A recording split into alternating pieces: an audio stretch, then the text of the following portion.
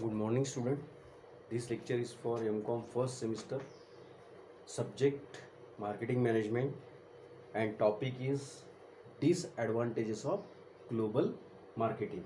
In last lecture, we have to discuss the what is global marketing and what are the advantages of global marketing.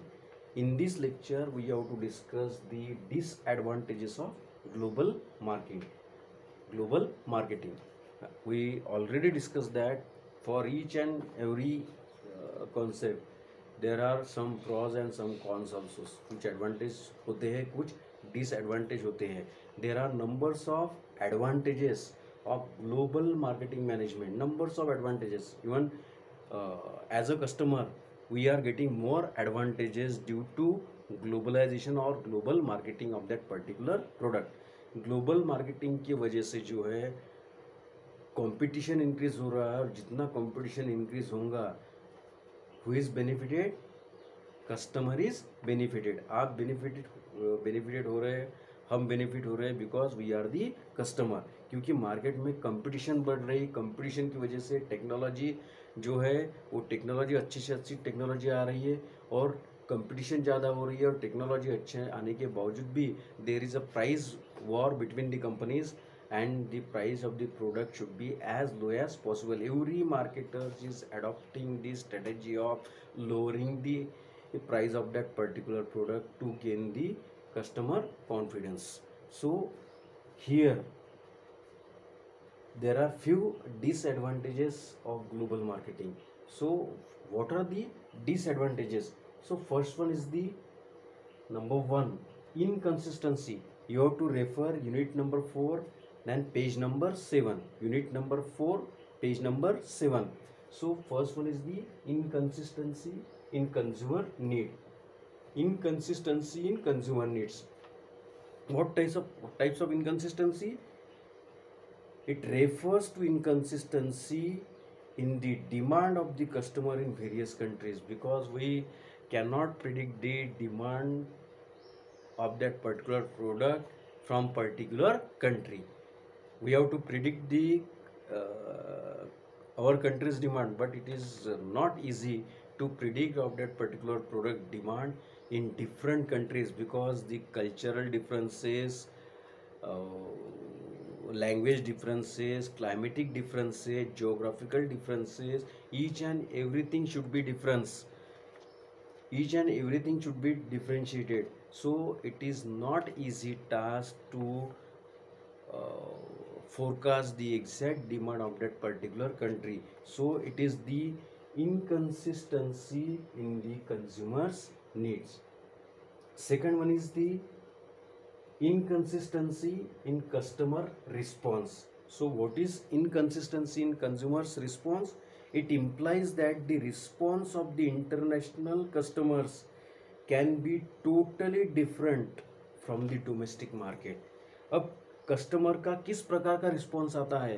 अब India में particular company marketing कर रही है, तो यहाँ पर पर्टिकुलर कंपनी को जो है इंडिया के जो कस्टमर है उनकी टेंडेंसी पता है कि इस प्रकार का जो है एक्ट किया तो कस्टमर से इस प्रकार की रिएक्शन आएंगी. जैसे फॉर एग्जांपल हमारे कंट्री में अभी जो प्रचलन चल रहा है buy 2 get 1 free, buy 3 get 1 free, और दूसरा जो है 10% फ्री, 20% फ्री, इसके भी आगे जो है वो पेस्ट के साथ में टूथब्रश फ्री.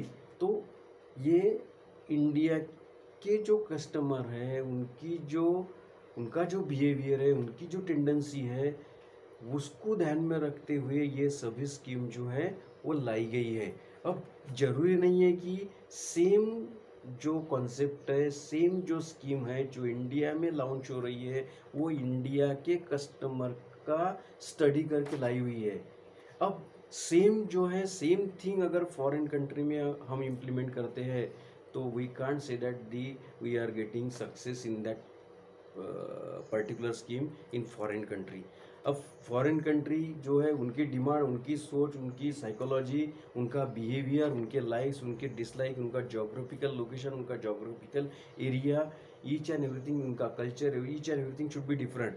तो ये गेस कर पाना बहुत कठिन है कि किस प्रकार की स्कीम हमने लाने के बाद वो कस्टमर उस टाइप का ही रिस्पॉन्स करेगा, इसकी गारंटी नहीं है। क्योंकि इंडिया में गारंटी है, बाय 3 गेट 1 फ्री किया तो बहुत ज़्यादा साबुन बिकने लगे, 10% फ्री किया, 100 ग्राम पे 10% फ्री किया तो बहुत ज़्यादा जो है वो पर्टिकुलर पेस्ट या और कोई चीज़ जो है बेची जा रही है। एक प्रोडक्ट पे एक प्रोडक्ट फ्री किया, कस्टमर को स्टॉक क्लियर करना है, एक प्रोडक्ट पे एक प्रोडक्ट फ्री किया या 2 प्रोडक्ट पे एक प्रोडक्ट फ्री किया तो बहुत सारे प्रोडक्ट यहाँ पर बेचे जा रहे हैं, या कहीं पर सेल है तो बहुत ज़्यादा प्रोडक्ट बेचे जा रहे हैं। तो ये जो है इंडिया का जो कस्टमर है उसका बिहेवियर, उसकी टेंडेंसी, उसके लाइक्स, उसके डिसलाइक, उसका इनकम, ये सब स्टडी करने के बावजूद ये किया है। लेकिन यही सब चीज़ अगर फॉरेन में लॉन्च किए तो ये पॉसिबल नहीं होगा। हो सकता है कि वहाँ पर उतना रिस्पांस ना मिले या बिल्कुल ही रिस्पांस ना मिले जो यहाँ जो स्कीम हमने लाई है वो वहाँ अगर इम्प्लीमेंट करते हैं तो। इसलिए क्या बोला है, inconsistency in customers response. Inconsistency in customer response means वहाँ अगर कुछ स्कीम करके हम कस्टमर के रिस्पॉन्स को एक्सपेक्ट करेंगे तो वो रिस्पॉन्स मिलेगा ही, इसकी गारंटी नहीं है। या उनके रिस्पॉन्स वो किस तरह रिस्पॉन्स देंगे ये हम जज नहीं कर पाएंगे। As a marketer foreign market में किस प्रकार से लोग रिस्पॉन्ड करेंगे इसकी गारंटी नहीं है। इंडिया में है क्योंकि यहाँ का बहुत सारा जो नॉलेज है वो मार्केटर्स को है, कस्टमर की टेंडेंसी पता है, उनका इनकम पता है, उनका कल्चर पता है, उनके लाइक्स और डिसलाइक पता है, और वो किस प्रकार रिस्पॉन्ड पॉजिटिवली रिस्पॉन्स करेंगे प्रोडक्ट के प्रति तो ये पता है। लेकिन फॉरेन के बारे में पता नहीं है, that's why it is called as inconsistency in customers response. Third one is countries specific brand and product. क्या बोला है, country specific brand and product, ये सबसे इंपॉर्टेंट है। थोड़ा डिस्क्रिप्शन में बता देता हूँ आपको ऐसा क्यों बोला है।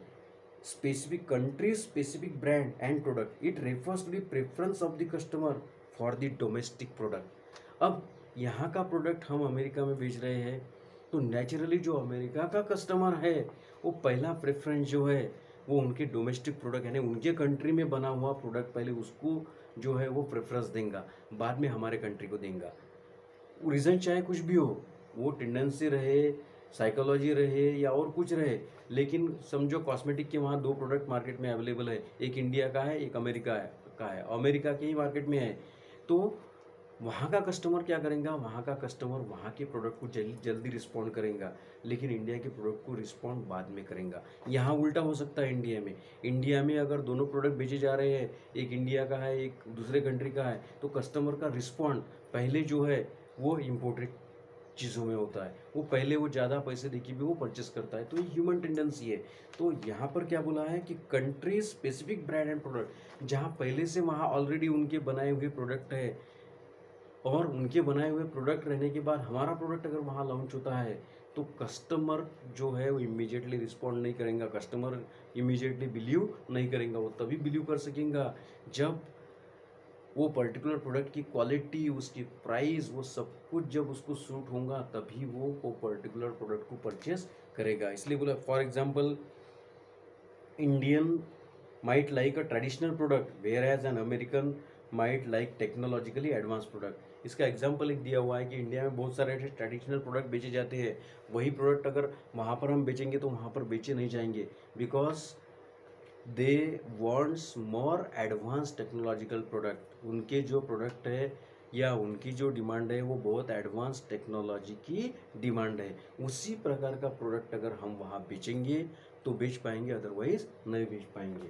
तो ये क्या हो गया, countries specific brand and product. Number 4, loss of countries. ये हमने इसके पहले भी डिस्कस किया है कि लॉज ऑफ कंट्रीज।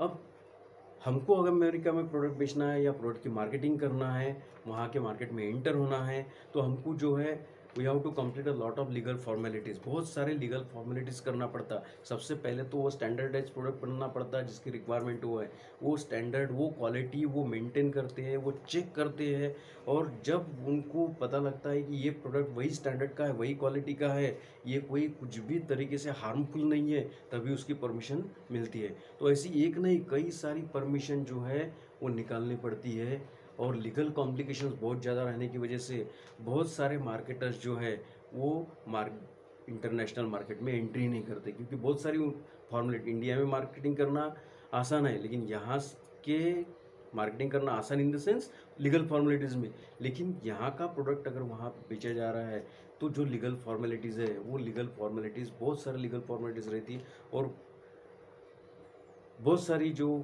कंपनी है फिर वो उनको वो फॉर्मेलिटीज़ कंप्लीट करने में बहुत परेशानी होती है। ये एक है लीगल कॉम्प्लिकेशन ज़्यादा है, इसलिए बोला है कि laws of the particular countries, कई कुछ कंट्री के लॉज तो बहुत स्ट्रिक्ट होते हैं, तो वो लॉ को फॉलो करते करते बहुत समय चले जाता है वो लीगल फॉर्मेलिटीज़ में, तो ये एक दिक्कत है। उसके बाद में नंबर 5 है lack of infrastructure. Lack of infrastructure में बोला है कि hampers the growth of an organization. For example, an export organization might need to good infrastructure such as the seaports and warehouses to start its business. अगर आपको export करना है, international global market में inter करना है, तो आपके पास बहुत अच्छे इंफ्रास्ट्रक्चर, आपकी कंट्री में भी इंफ्रास्ट्रक्चर होना और आपकी कंपनी का भी इंफ्रास्ट्रक्चर उतना होना। फॉर एग्जांपल सी पोर्ट्स चाहिए, बड़े बड़े वेयर हाउस चाहिए, ताकि जो आपका प्रोडक्ट है वो शिप से अगर आता है या शिप से उसको भेजना है तो वो सेफली जो है वो एक जगह रखा जा सके। कई बार इस प्रकार के प्रोडक्ट होते हैं कि प्रोडक्ट वो बाहर अगर रखा तो ख़राब हो जाएगा, तो जो कोल्ड स्टोरेज है, बड़े बड़े कोल्ड स्टोरेज जो है वो उस टाइप के वहाँ पर अवेलेबल होने चाहिए। लेकिन इंडिया में जो है यह इस तरह की जो फैसिलिटीज़ है वो कम है, और कम रहने की वजह से जो है बहुत सारी कंपनी जो है वो इच्छा रहने के बावजूद भी, प्रोडक्ट अच्छा रहने के बावजूद भी अपने प्रोडक्ट को ग्लोबलाइज नहीं कर पाती, ग्लोबल मार्केट में अपना प्रोडक्ट नहीं बेच पाती।